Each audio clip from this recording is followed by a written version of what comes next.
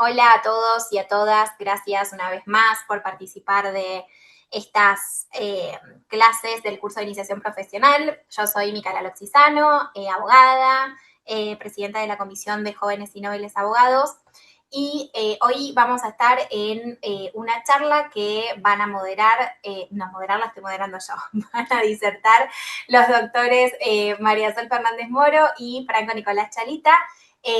Franco y Nicolás, ambos son abogados, trabajan en el servicio local, y Franco es el coordinador del servicio local de Exaltación de la Cruz. Y bueno, Sol también trabaja ahí y también participa activamente de la Comisión de Jóvenes y Nobles y fue quien organizó junto a Franco esta charla, así que estamos súper agradecidos porque brinden estos conocimientos y nos den una mano que a veces no entendemos mucho cómo funciona el circuito del servicio local. Ya tuvimos la primera etapa que fueron disertantes, creo que eran de Campana, ¿no, Sol? ¿Ellos? Sí, Sí, claro. sí, Franco. Y se pusieron ellos de acuerdo, así que ahora van a hacer otra etapa que va a estar relacionado también un poco con lo que ya vimos en la anterior clase. Así que bueno, los dejo con ellos, que seguramente se van a poder presentar muchísimo mejor de los que yo los he presentado recién. Pero bueno, desde ya agradecerles por brindar y por estar en esta charla y ayudarnos un poco también los que estamos de este lado haciendo familia. Así que bueno, los dejo, sí, aclararles dos cosas. Va a haber este PDF, va a estar disponible por si después lo quieren, nos mandan, seguramente lo carguemos al Drive. Y si tienen preguntas, las pueden ir haciendo y les vamos a ir contestando, los doctores, a medida que va dándose la charla, ¿sí? Cualquier cosita nos los dejan en el chat.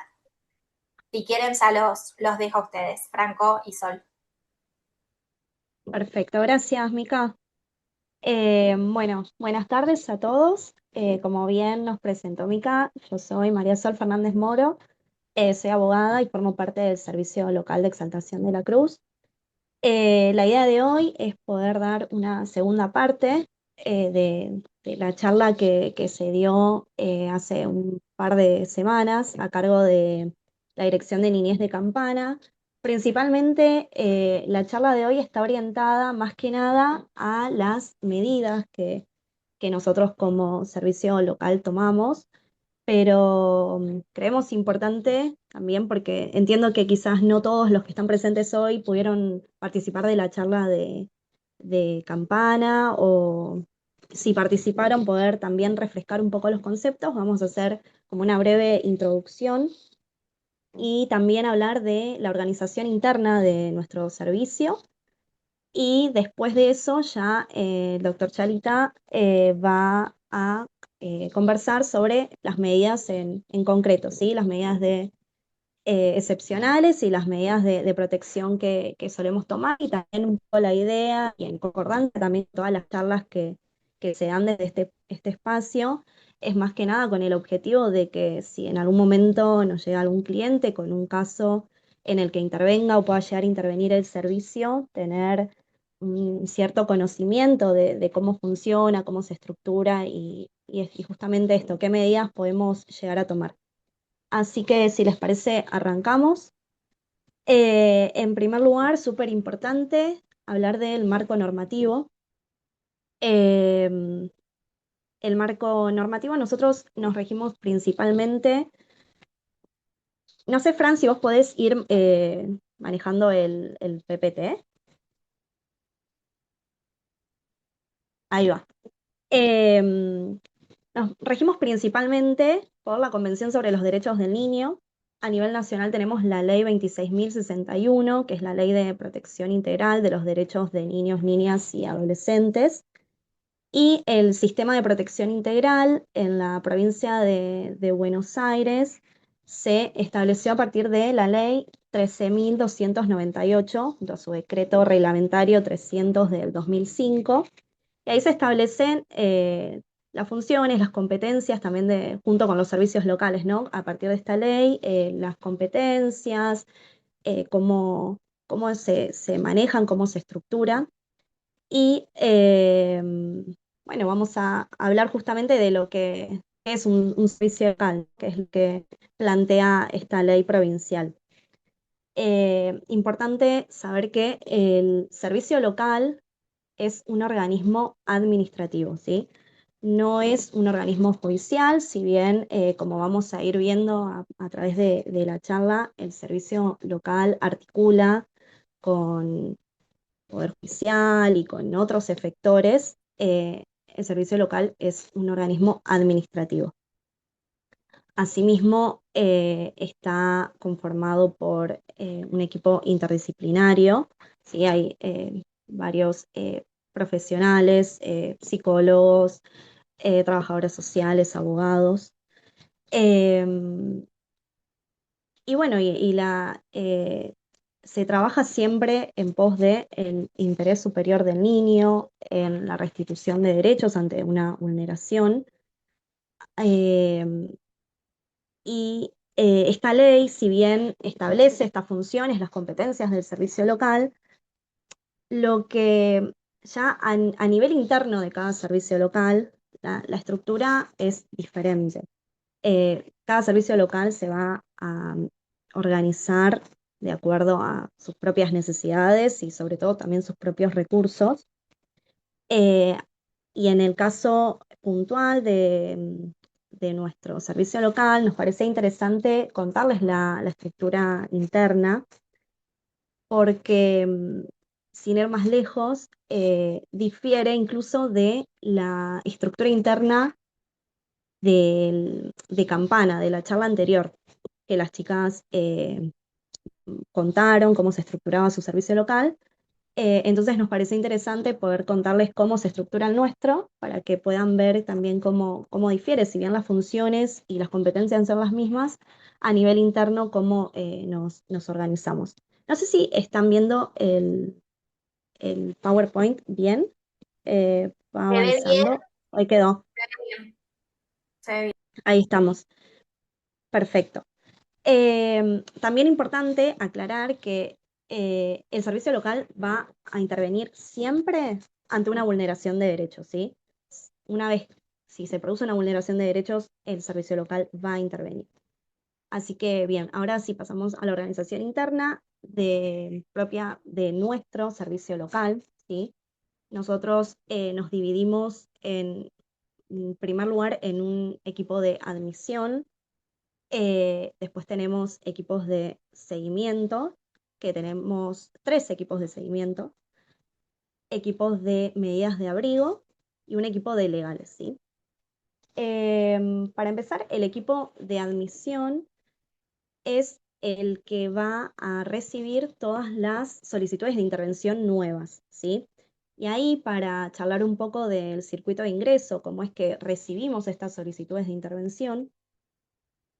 Estas solicitudes de intervención pueden venir de diferentes organismos, ¿sí? De diferentes efectores. Por ejemplo, pueden venir desde la comisaría, ¿sí? De la comisaría no llegan denuncias, que esas denuncias pueden ser por múltiples situaciones. Sinceramente, la mayoría de esas denuncias suelen ser por situaciones de violencia de género, que, bueno, luego el equipo de admisión va a evaluar si esa situación de violencia es extensiva a esos niños, niñas o adolescentes, de forma directa o indirecta. Pero bueno, pueden ser por múltiples motivos esas denuncias. Y después también recibimos solicitudes de intervención desde educación. Eh, por ejemplo, desde los colegios nos llegan solicitudes de intervención por ausentismo, puede ser uno de los motivos. También pueden ser por situaciones que se desprendan, por ejemplo, de un discurso de un niño o adolescente dentro de la institución, como nos ha pasado, por ejemplo, de que el niño relata alguna situación de ASI, de abuso sexual infantil, o, por ejemplo, alguna situación de violencia intrafamiliar, que puede ser quizás por un relato del niño o quizás porque tiene alguna marca visible. También estas solicitudes nos llegan desde salud. Em, por ejemplo, algún niño, niña o adolescente que ingresó al hospital y se sospecha que puede llegar a tratarse de una situación en la que hay un derecho vulnerado, Puede ser alguna situación también de alguna guardia de salud mental, puede ser consumo problemático.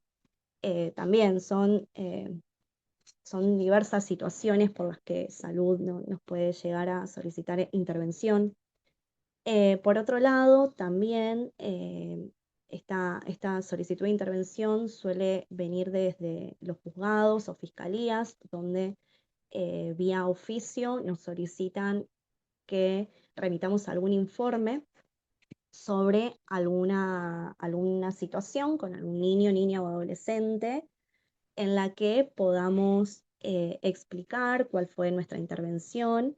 eh, y también hay situaciones donde nos remiten alguna situación y nos solicitan que tengamos a bien evaluar si creemos que se puede adoptar o no alguna medida de protección.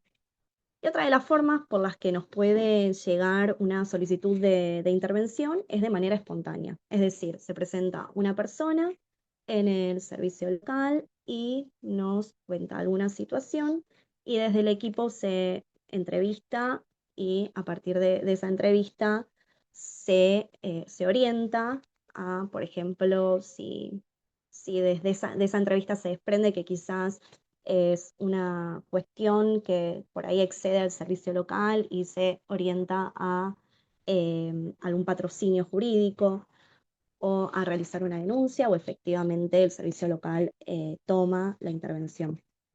Una vez que tenemos esta solicitud de intervención, el equipo de admisión, dicho sea de paso, es el equipo al que pertenezco, junto con el de guardia, eh, este equipo lo que va a hacer es evaluar esa situación concreta.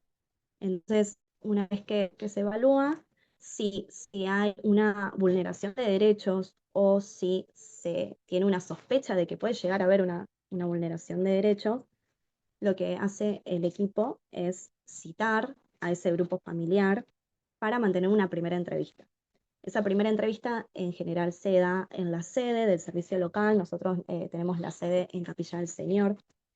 Em, a veces también sucede que el grupo familiar junto al niño, niña o adolescente no se presenta a esa entrevista, entonces el equipo va a territorio, es decir, va al domicilio a mantener esa entrevista, pero en general se da en nuestra sede. En esa entrevista se charla con los adultos de manera, todas las entrevistas son individuales, entonces se charla con el adulto sobre si es una denuncia, sobre la denuncia, para poder tener también el relato de su parte. En general, si son situaciones de violencia de género, eh, no se, no se vuelve a repetir el relato para no revictimizar. Eh, pero bueno, la primera parte de la entrevista se da con el adulto, luego de manera individual se entrevista a los niños o adolescentes. En esta entrevista, acorde también al grado de madurez y edad del niño, se explica que la entrevista es confidencial para que el niño pueda entrar en confianza y pueda hablar lo que desee. Una vez que termina esta entrevista, el equipo continúa esta evaluación para efectivamente ver si hay una vulneración de derechos, una posible vulneración. En caso de que no se desprenda una vulneración de derechos, eh, no se, no se deriva al equipo, sino que se da el cierre de la situación porque quizás hay una situación en la que esa vulneración no es actual, o que, por ejemplo, en una situación de abuso sexual infantil donde el agresor no es conviviente y se puede verificar que el niño, niña o adolescente se encuentra resguardado, quizás está adhiriendo a un espacio de salud mental, eh, no se continúa la intervención, tampoco para no superponer intervenciones, sino eh, no obligar al niño a asistir a tantos lugares. Pero bueno, si de esa entrevista se desprende efectivamente una vulneración de derechos, lo que se hace es derivar a los equipos de seguimiento. En nuestro caso, los equipos de seguimiento están organizados territorialmente. Tenemos 3 equipos que están organizados según las diferentes localidades. Algo que es importante contar es que me lo anoté justamente para darles los números exactos. En el 2025 tuvimos 377 solicitudes de intervención en admisión. Este año, en el 2026, estamos en abril y a la fecha de hoy estamos contando con casi 200 solicitudes de intervención. O sea, ha crecido la demanda y por eso también es necesario contar con más equipos de seguimientos organizados territorialmente para darle un seguimiento más activo a los casos que correspondan tener ese seguimiento, ¿no? Entonces, sí, Una aclaración en relación sí, a esto de lo que dice Sol, es que cuando nosotros decimos que en 2025 tuvimos 377 ingresos y que este año vamos 200, nos referimos a solicitudes de intervención de niños, niñas o adolescentes que no tenían intervención previa de nuestro organismo. Porque si nos llega una solicitud de intervención de un niño o niña que ya tiene intervención previa, eso va directamente al equipo que está llevando el seguimiento de ese expediente. En cambio, cuando hablamos de estos 200 niños, son 200 niños nuevos que se crearon legajos en algunos o en otros, bueno, quizás fue una situación de guardia o algo que no ameritó derivar a seguimiento, pero son 200 niños nuevos, por así decirlo, que no tenían expediente previo en el servicio. Entendiendo que Exaltación de la Cruz es una localidad pequeña de aproximadamente 40.000 habitantes, y sin embargo ya llevamos más del 50% de los niños del año pasado en el primer trimestre del año. Entonces, como para entender la forma en la que va creciendo las solicitudes de intervención y bueno, y las vulneraciones de derechos respecto a los niños. sí. La verdad es que este año se acrecentó mucho la demanda y, y bueno, por eso también la importancia de contar con tantos equipos de seguimiento. Estos equipos de seguimiento lo que van a hacer es esta intervención sostenida en el tiempo. Como decía recién Franco, hay situaciones que nosotros como equipo de admisión, el equipo de admisión recibe las intervenciones nuevas. El equipo de seguimiento ya cuenta con determinadas intervenciones sostenidas en el tiempo y se le van agregando las situaciones que admisión considera que deben continuar con un seguimiento activo.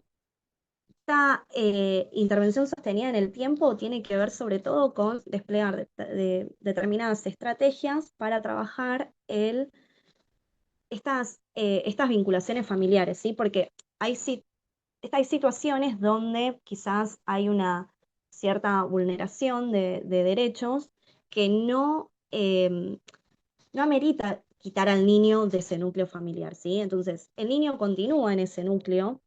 Por darles un ejemplo práctico, quizás para que se entienda mejor, hemos tenido situaciones donde, por ejemplo, una progenitora o un progenitor con alguna problemática de consumo, que el equipo trabaja activamente con esa familia y se ve que ese progenitor o progenitora adhiere a un tratamiento, que el niño se encuentra en resguardo. Entonces, el equipo lo que hace es el acompañamiento de ese grupo familiar, despliega estrategias para que esa situación de vulneración de derechos se pueda revertir.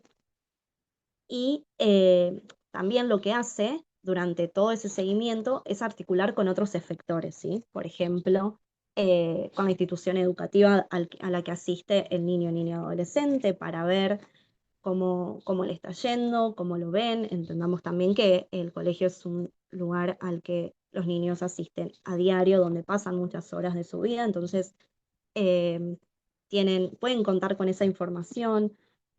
También se articula con salud, en el caso del ejemplo, para ver si ese adulto responsable está efectivamente adhiriendo a un tratamiento. Entonces, nada, el equipo de seguimiento lo que va a hacer es eso, acompañar al grupo familiar. Este acompañamiento no solo se hace desde las sedes y teniendo estas entrevistas que, que yo les contaba antes, sino que también es mucho de ir al territorio, de ir a la casa, de acompañar sobre todo. Y lo que sí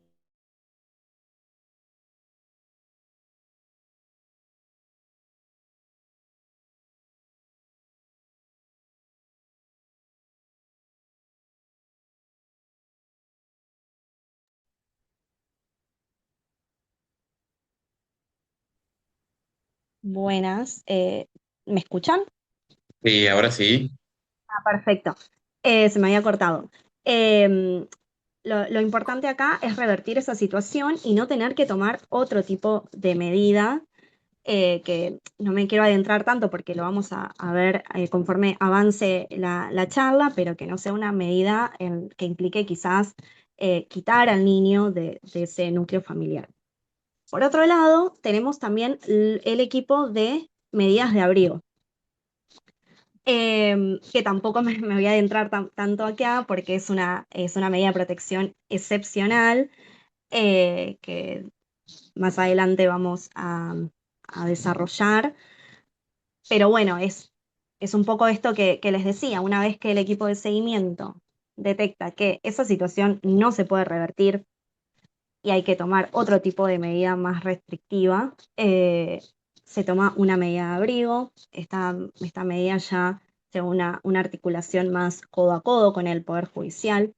eh, pero bueno, la vamos a ir viendo conforme avance la charla. Por otro lado, tenemos también el equipo de legales. El equipo de legales lo que hace es, como yo les contaba, sea un juzgado, fiscalía, nos solicitan eh, vía oficio informes sobre nuestra intervención en una situación en particular. Entonces se responden esos oficios. En algunas situaciones también solicitamos medidas cautelares, eh, de prohibición de acercamiento, de cese de hostigamiento.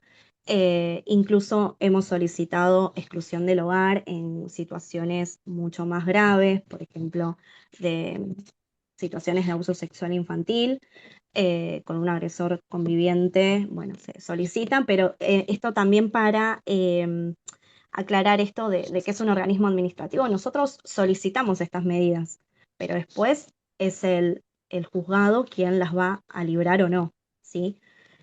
Nosotros solamente las solicitamos y después la decisión final está en el juzgado.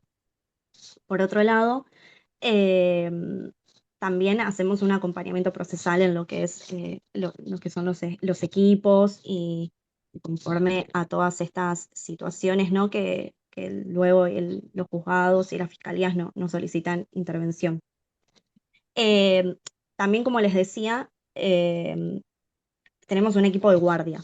El equipo de guardia funciona las 24 horas, es una guardia pasiva, pero bueno, ante cualquier situación que surja después fuera de nuestro horario de atención en la sede, que es de lunes a viernes de 8 a 14 horas, el equipo de guardia siempre está a disposición, atendiendo el teléfono, y dependiendo también la situación, se baja territorio o no, pero es también otro equipo y otra función que cumple también el servicio local, y que forma parte de otro equipo.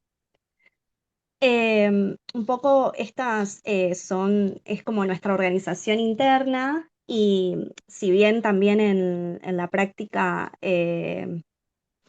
a veces pasa que quizás el equipo de admisión termina tomando una medida de abrigo, porque también nos pasa mucho que cada vez que vamos al servicio no sabemos con qué nos vamos a encontrar, qué situación puede llegar a suceder, pero eh, en términos generales así es la organización. Y si les parece, le paso la palabra al doctor Chalita para que pueda charlar sobre las medidas excepcionales y las medidas de protección, y por ahí un poco también esto que les decía antes de cómo nosotros en nuestro rol de abogado podemos actuar ante un caso en el que intervenga el servicio local. Bien. Bueno, me presento porque no recuerdo si lo había hecho antes, pero bueno, soy Franco Chelita, soy abogado, estoy a cargo del Servicio Local de Exaltación de la Cruz hace aproximadamente un año y medio. Eh, Tengo una especialización en Derecho Penal y además me especialicé en Derecho de Familia y, bueno, cuestiones de penal juvenil. La realidad es que, bueno, esto que recién estaba comentando Sol, hay algo muy importante a destacar que a veces suele generar confusión en el laburo cotidiano, y me parece que eso es como lo más importante para poder debatir hoy, que es qué se entiende por vulneración de derechos porque quizás es algo un término que los que estemos en la materia lo entendemos y lo replicamos, pero a veces también nos pasa que otros efectores u otros profesionales no terminan como quizás de entender efectivamente cuál es el motivo de intervención de nuestro organismo. Nosotros entendemos y se entiende que una vulneración de derecho se da por la acción u omisión de un adulto, y que para eso está el organismo que tiene la obligación de preservar esos derechos y de intervenir para poder detener esa vulneración de derechos. Eh, lo que nos pasa es que muchas veces suele llegar a confundirse una vulneración de derecho con quizás un conflicto entre adultos, entonces ahí es donde estamos nosotros en la diaria y los equipos laburando como para ir encuadrando un poco esas situaciones. Recién esto que se refería a Sol, nosotros tenemos un equipo de admisión, un equipo de guardia, que es el que garantiza la guardia las 24 horas, los 7 días de la semana, un equipo de seguimiento por cada localidad que tiene Exaltación de la Cruz y un equipo de medidas de abrigo.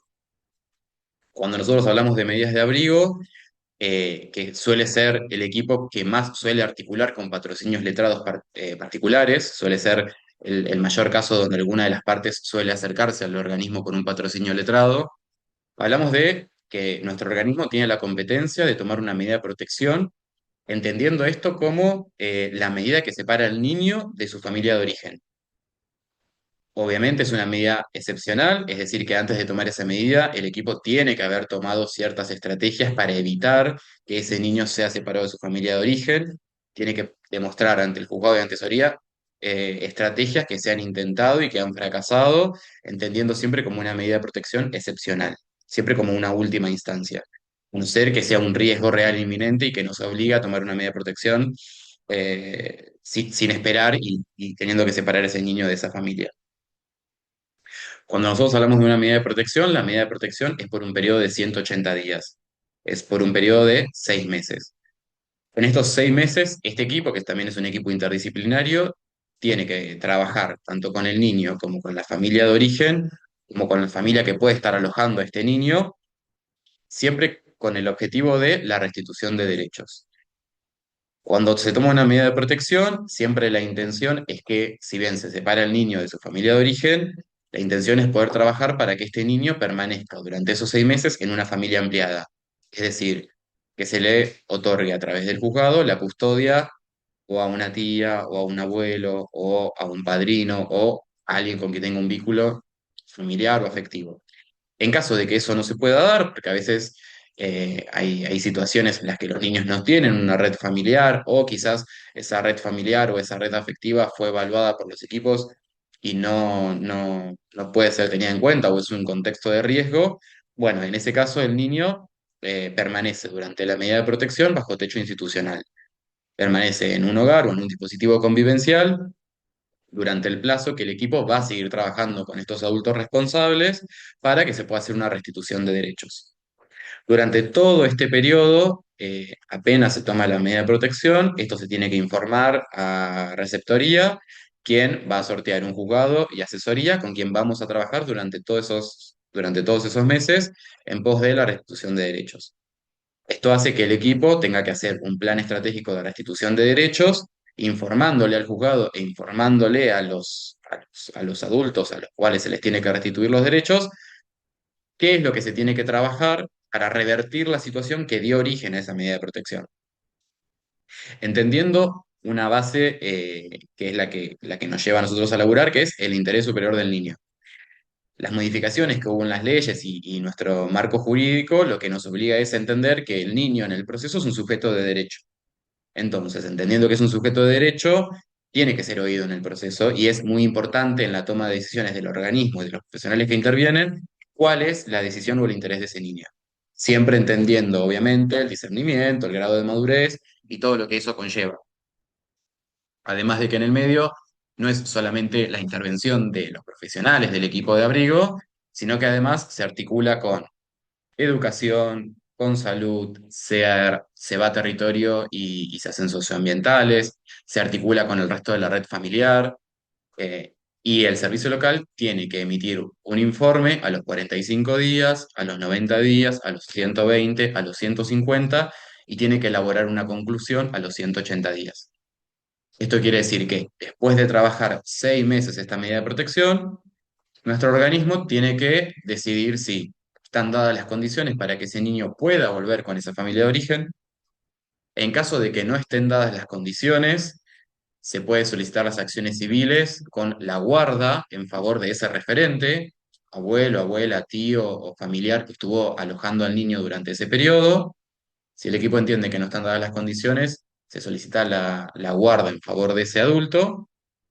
Y en caso de que no estén dadas las condiciones para la restitución de derecho, no esté dadas las condiciones para una guarda, porque no hay un adulto que pueda responsabilizarse de los cuidados o no hubo un adulto que se haya podido evaluar. Entonces, en ese caso, se solicita la situación de adoptabilidad. Eso siempre trabajando, insisto, en conjunto con el juzgado de familia interviniente, que en este caso nosotros trabajamos con el departamento de Zárate Campana, y con la asesoría interviniente. Franco, Una perdón. vez que, sí, Perdón, yo tengo una duda. Acá en ujú, el medio de todo esto, si bien obvio ustedes laburan con el juzgado, a veces por ahí, nada, las personas que están interviniendo, o sea, padre, madre, llámese, con quien, no sé, no pueden tener vínculo, eh,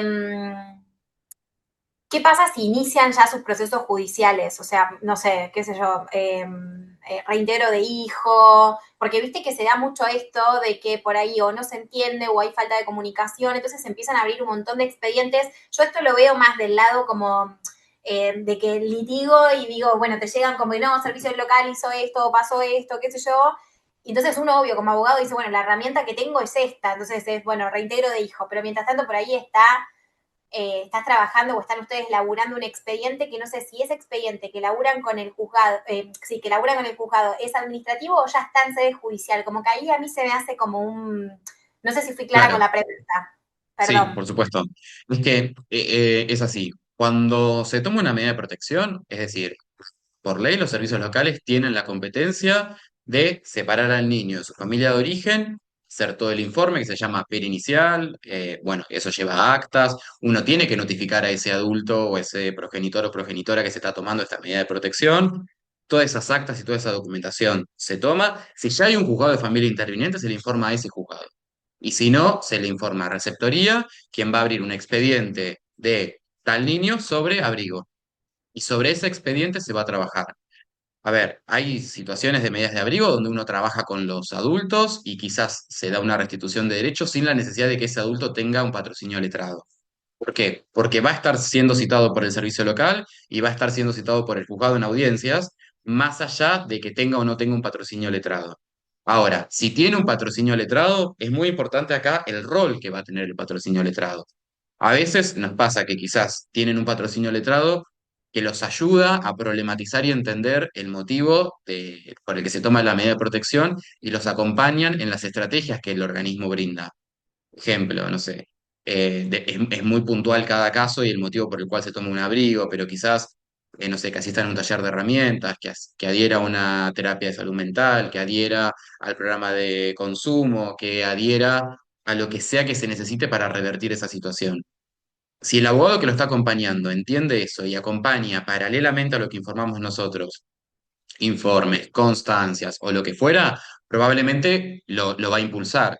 Ahora, si quizás se pone en una postura más reticente e intenta un litigio en tratar de entender esto, y la realidad es que la medida de protección son 180 días, no es un plazo enorme para trabajar, es un plazo medianamente corto y más entendiendo los tiempos judiciales. Entonces, ese abogado puede presentarse en el expediente y obviamente presentar toda la documentación que considere pertinente esté o no de acuerdo con la medida de protección adoptada. Una vez que el servicio local toma la medida de protección y se lo informa al juzgado y asesoría, el juzgado después libra, obviamente, en algunos casos, la legalidad de la medida, donde entiende que con lo que está informando el servicio local se le brinda la legalidad de la medida y le otorga la custodia de esos 180 días a quien es el referente. Y en caso de que no haya referente, bueno, certifica que el niño está bajo techo institucional dentro de un dispositivo de un hogar convivencial. Y obviamente que después, en caso de que no se dé la restitución de derecho, el juzgado otorga la guarda provisoria donde el progenitor, si no, o progenitora, si no pudo revertir la situación esos 6 meses, puede continuar con su letrado trabajando en pos de que ya el equipo técnico del juzgado, evaluándolo, le vuelva a restituir los derechos. Muchas veces también lo que tiene que entender quizás un letrado, cuando estamos laburando, viste que a veces depende uno de la vereda en la que se encuentre, eh, el interés superior del niño es muy importante cuando finaliza un proceso. Entonces, cuando nosotros estamos por culminar el proceso, es muy importante el interés superior del niño y cuál es el deseo de ese niño. Capaz que hay un adulto que tiene intenciones de que efectivamente se dé la restitución de derecho, pero quizás el niño o niña no, o el adolescente no. Entonces, nosotros trabajamos en pos de eso. Nosotros no podemos restituir a un niño, niña o a un adolescente con un adulto que convivía antes si no es su intención, si no quiere.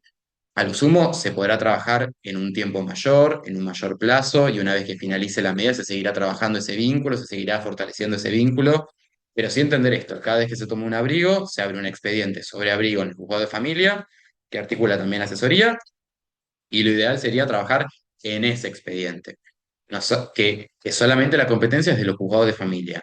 Nos ha pasado donde a veces quizás el abogado se presenta o abre una causa en el juzgado de paz o no, en el juzgado de familia interviniente. Más que nada porque si después abrís otra causa en otro juzgado de familia o en el juzgado de paz, si lo abrís en el juzgado de paz se va a declarar incompetente, lo va a remitir O van y a son hacer la cosas que, conectividad.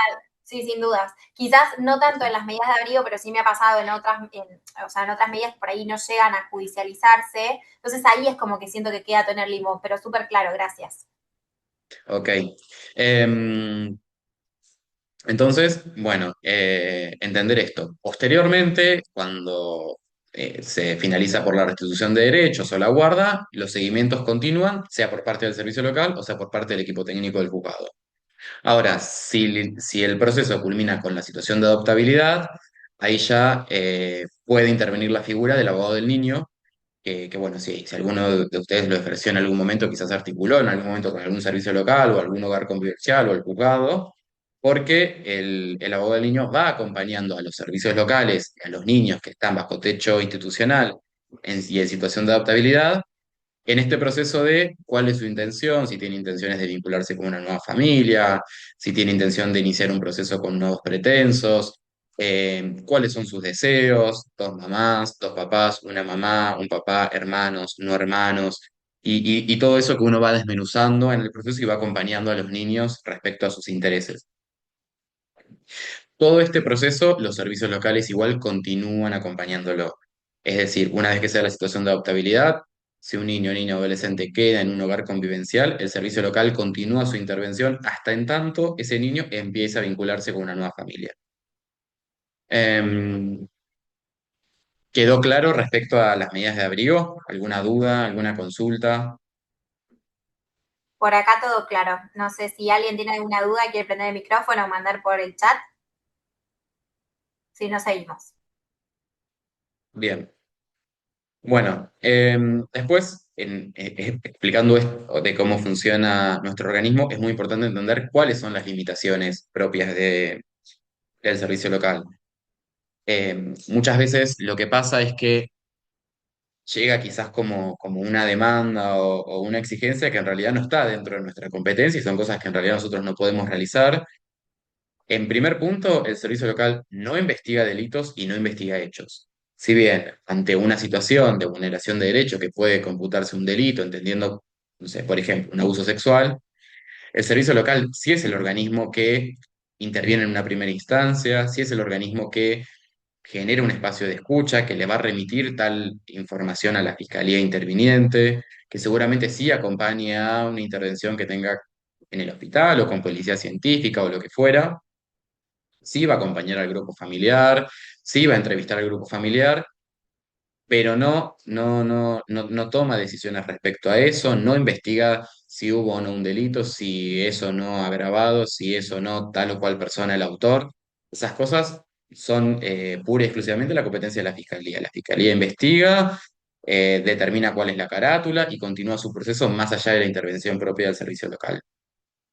Asimismo, nosotros, más allá de la escucha del niño, nosotros podemos remitir tal informe, pero no podemos establecer cuál es la responsabilidad penal en caso de que haya un autor en ese hecho.